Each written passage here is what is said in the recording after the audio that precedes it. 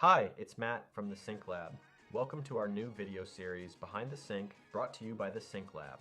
In today's episode, we're looking at Apple's iconic iPod silhouette campaign and exploring why it became one of the most successful examples of music licensing in advertising history. More importantly, we're going to look at what musicians and composers can learn from it when pitching music for sync licensing opportunities.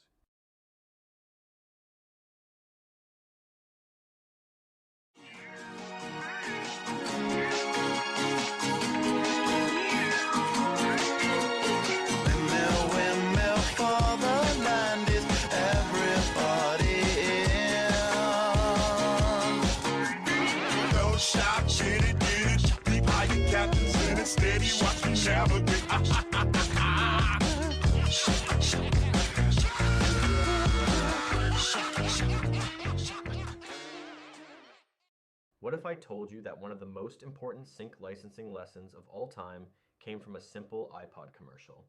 Not a movie trailer, not a Super Bowl ad, not a blockbuster film, a commercial. Today we're breaking down Apple's iconic iPod silhouette campaign and exploring why it became one of the most successful examples of music licensing in advertising history.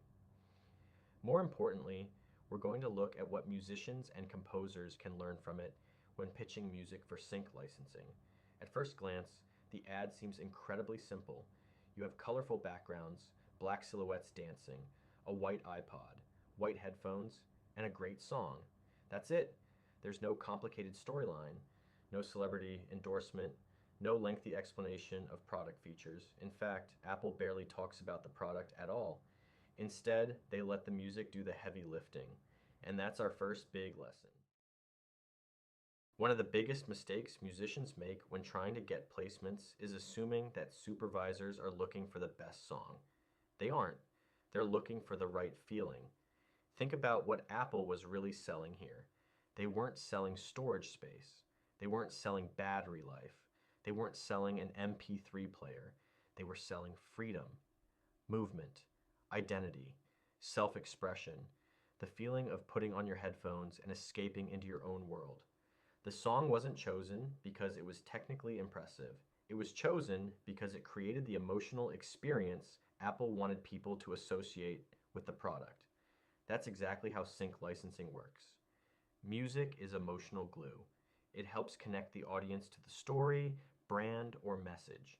Now let's look at the relationship between the music and the visuals. Notice how everything feels connected. The movement, the rhythm, the pacing, the energy. The dancers aren't moving randomly. The entire commercial feels like it exists inside the song. This is something music supervisors constantly look for. Great sync placements feel inevitable. When the music is right, it feels like the scene and the song were always meant to exist together. When the music is wrong, you feel it immediately. The audience may not consciously know why, but they know something feels off.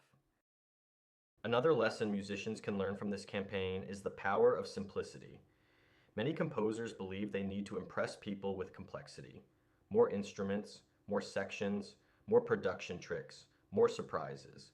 But visual media often rewards clarity rather than complexity. Supervisors frequently need music that establishes a mood quickly and then maintains that mood consistently. This commercial demonstrates that perfectly. The music creates a vibe almost instantly and then stays committed to that vibe from beginning to end. It supports the visuals instead of competing with them. Here's another interesting point. Most people remember these commercials. But if you ask them about the technical specifications of the iPod being advertised, they probably couldn't tell you. Why? Because people remember experiences, not specifications. Apple understood that. The music helped create an experience, and that emotional experience became part of the brand. This is exactly why sync licensing can be so powerful. Music bypasses logic and speaks directly to emotion. So what can musicians learn from all of this?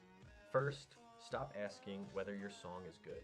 Start asking what your song makes people feel. Second, think about context. Where does your music belong?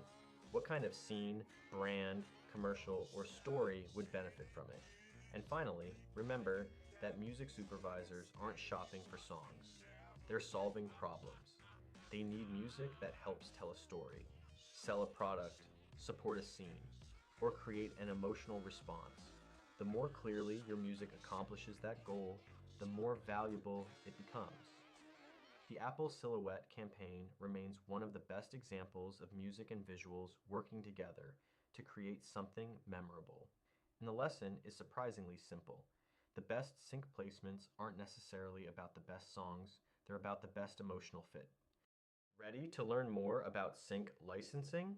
Visit thesynclab.com and join the free version of the Sync Lab.